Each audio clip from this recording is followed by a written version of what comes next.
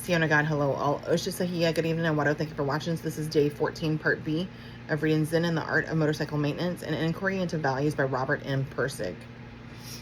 This was brought about in response to Phaedrus's wild meanderings about quality when the English faculty at Bozeman, informed of their squareness, presented him with a reasonable question. Does this undefined quality of yours exist in the things we observe? They asked. Or is it subjective, existing only in the observer?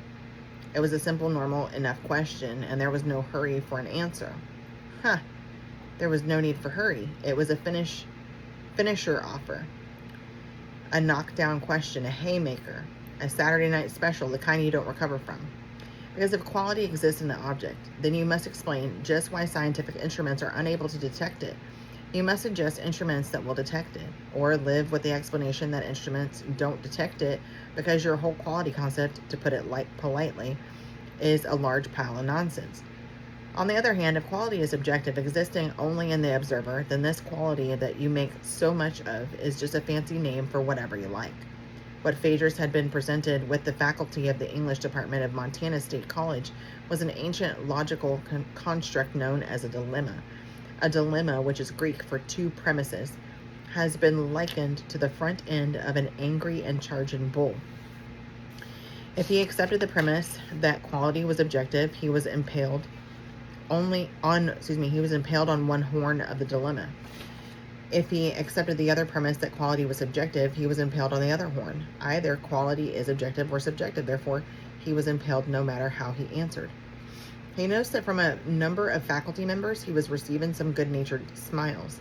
Phaedrus, however, because of his training in logic, was aware that every dilemma affords not two but three classic refutations. And he also knew of a few that weren't so classic, so he smiled back. He could take the left horn and refute the idea that objectively implied scientific detectability, or he could take the right horn and refute the idea that subjectivity implies anything you like. Or he could go between the horns and deny that subjectivity and objectivity are the only choices. You may be sure he tested out all three. In addition to these three classical logical refutations, there are some illogical rhetorical ones. Phaedrus, being a rhetorician, Rhetorician, had these available too. One may throw sand in the bull's eyes. He had already done this with his statement that lack of knowledge of what quality is, constitutes incompetence.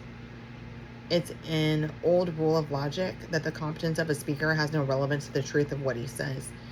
And so talk of incompetence was pure sand. The world's biggest fool can say the sun is shining, but that doesn't make it dark out. Socrates, the ancient enemy of rhetorical argument, would have sent Phaedrus flying for this one, saying, "Yes, I accept your premise that I'm incompetent on the matter of quality. Now please, show an incompetent old man what quality is. Otherwise, how am I to improve?" Hilarious.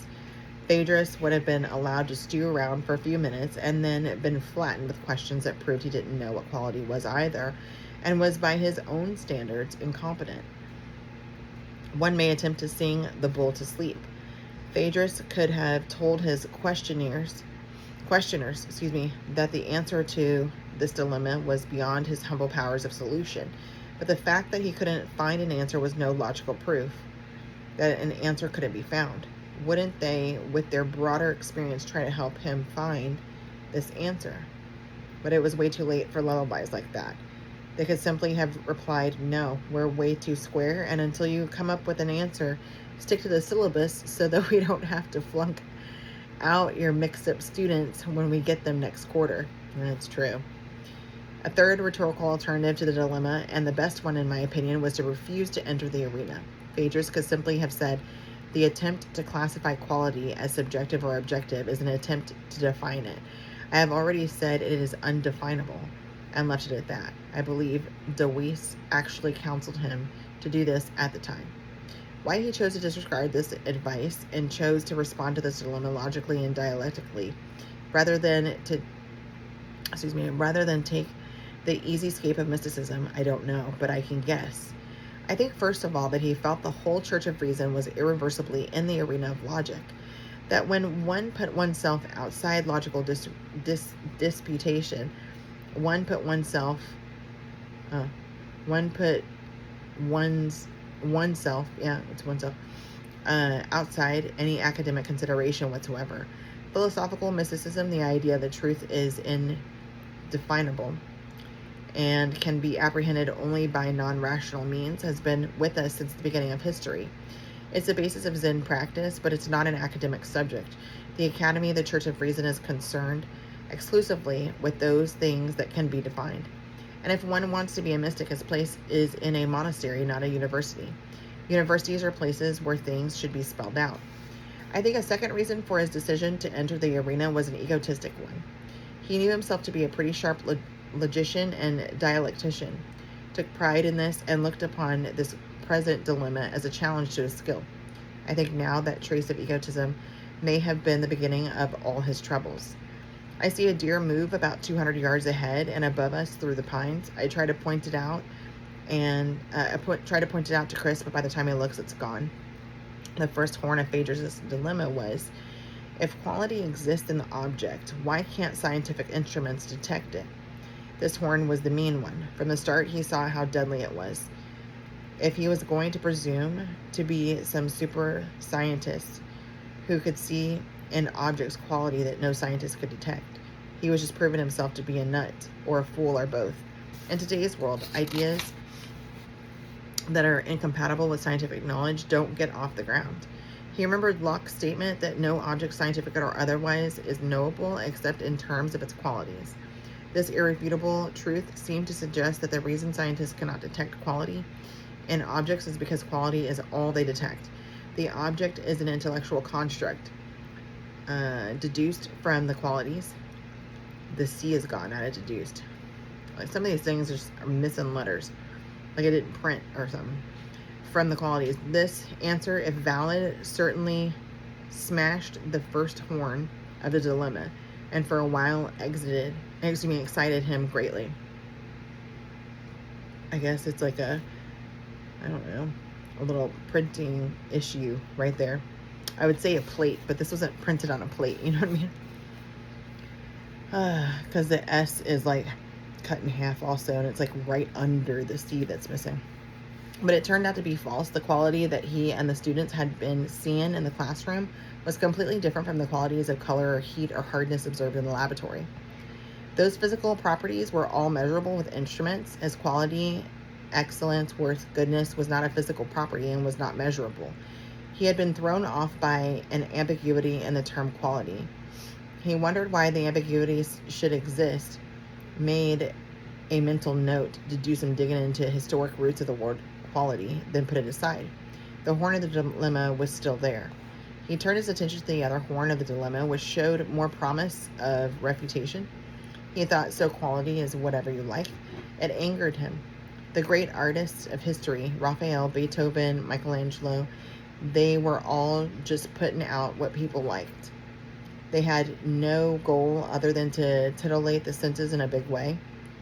Was that it? It was angering. And what was most angering about it was that he couldn't see any immediate way to cut it up logically. So he studied the statement carefully, in the same reflective way he always studied things before attacking them. Then he saw it. He brought out the knife and excised the one word that created the entire angering effect of that sentence. The word was just. Why should quality be just what you like? Why should what you like be just? What did just mean in this case? When separated out like this for independent examination, it became apparent that just in this case really didn't mean a dang thing. It was a purely pejorative term. Never heard of that before. Pejorative, whose logical contribution to the sentence was nil. Now, with that word removed, the sentence became quality is what you like, and its meaning was entirely changed. It had become an innocuous truism. He wondered why that statement had angered him so much in the first place. It had seemed so natural. Why had it taken so long to see that what it really said was what you like is bad, or at least inconsequential? What was behind the smug presumption that what pleased excuse me, you was bad or at least unimportant in comparison to other things. It seemed the quintessence QUINTESSENCE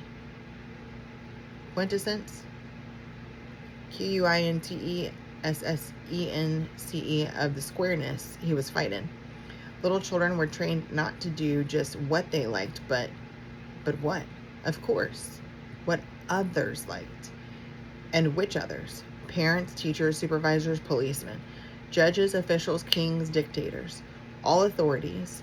When you are trained to despise just what you like, then of course you become a much more obedient servant of others, a good slave. When you learn not to do just what you like, then the system loves you. That's true. But suppose you do just what you like. Does that mean you're going to go out and shoot heroin, rob banks, and rape old ladies? The person who is counseling you not to do just as you like is making some remarkable presumptions as to what is likable. He seems unaware that people may not rob banks because they have considered the consequences and decided they don't like to. He doesn't see that banks exist in the first place because they're just what people like, namely providers of loans. Phaedrus began to wonder how all this condemnation of what you like ever seemed such a natural objection in the first place. Soon he saw there was much more to this than he had been aware of. When people said, don't do just what you like, they didn't just mean obey authority. They also meant something else. This something else opened up into a huge area of classic scientific belief, which stated that what you like is unimportant because it's all composed of irrational emotions within yourself.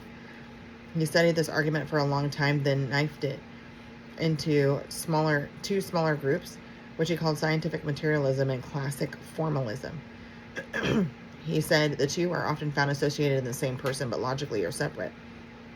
Scientific materialism, which is commoner among lay followers of science than among scientists themselves, holds that what is composed of matter or energy and is measurable by the instruments of science is real. Anything else is unreal, or at least of no importance. What you like is unmeasurable and therefore unreal. What you like can be a fact or it can be a hallucination. Liking does not distinguish between the two.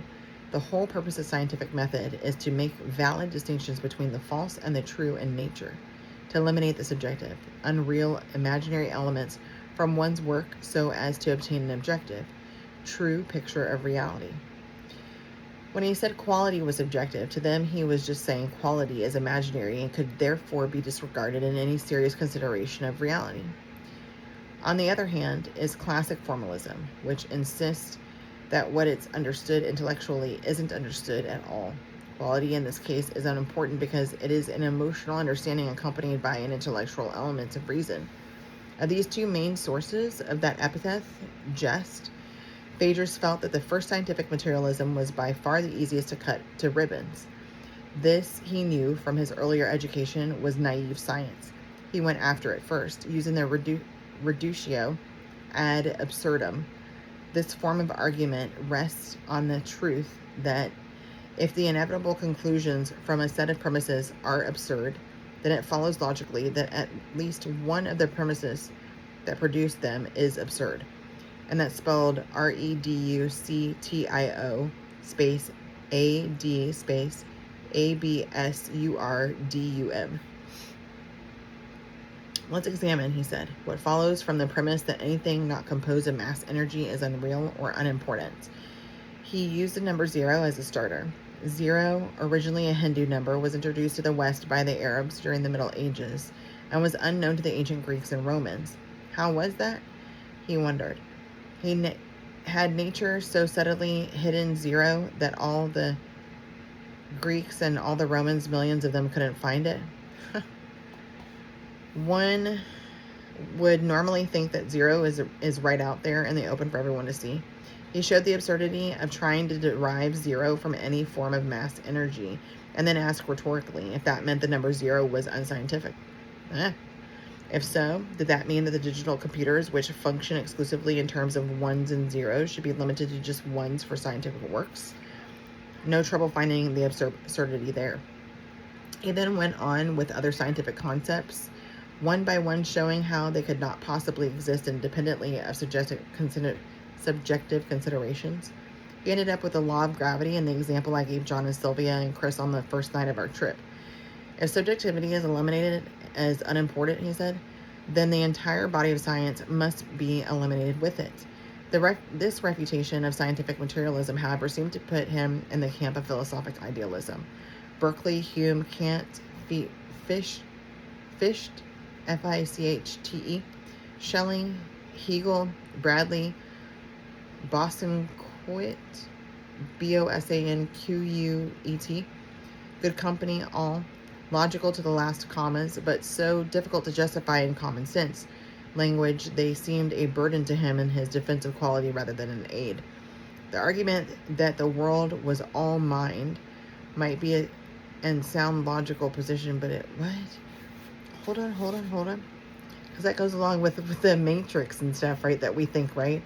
Like it's all ones and zeros. It's all code, and it's whatever we perceive it to be, whatever our consciousness makes it. The argument that the world was all mind might be and sound logical position. Be a sound logical position, but it was certainly not a sound rhetorical one. It was way too tedious and difficult for a course in freshman composition, too far-fetched. Well, I mean, yeah, true. It could be like a super extra credit thing. You have all year to write this. At this point, the whole subjective horn of the dilemma looked almost as uninspiring as the objective one, and the arguments of classical formalism, when he started to examine them, made it even worse. These were the extremely forceful arguments that you shouldn't respond to your immediate emotional impulses without considering the big rational picture. Kids are told, don't spend your whole allowance for bubblegum. Immediate emotional impulse. Because you're going to want to spend it for something else later. Big picture.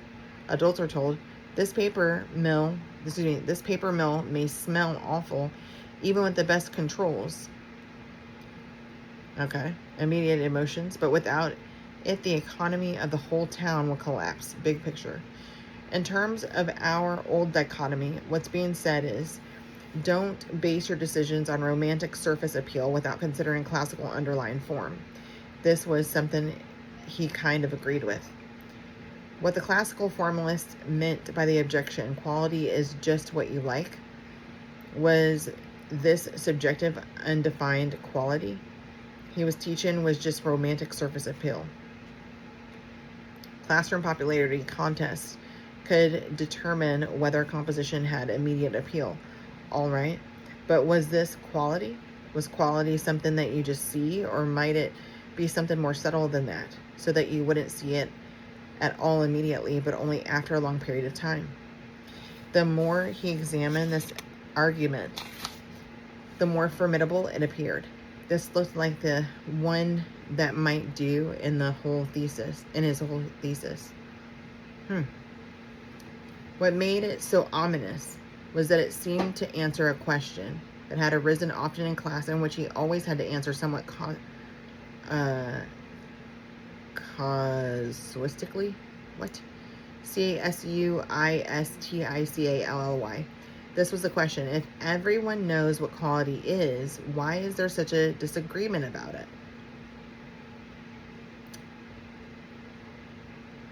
I believe because it's subjective. What I believe may be good quality, you may not believe that. And then what I once believed to be good quality, fill in the blank, as time went on and years went on and experience and all of that, I no longer believe that. Anyway, I don't know. His casuist, I don't know, answer had been that although pure quality was the same for everyone, the objects that people said quality inhered in varied from person to person. This is exactly what I just said. As long as he left quality undefined, there was no way to argue with this. But he knew, and he knew the students knew, that it had the smell of falseness about it. It didn't really answer the question. True that. Don't they go hang you, get you, and good job, sweet. So we meet again. Love you, mean it.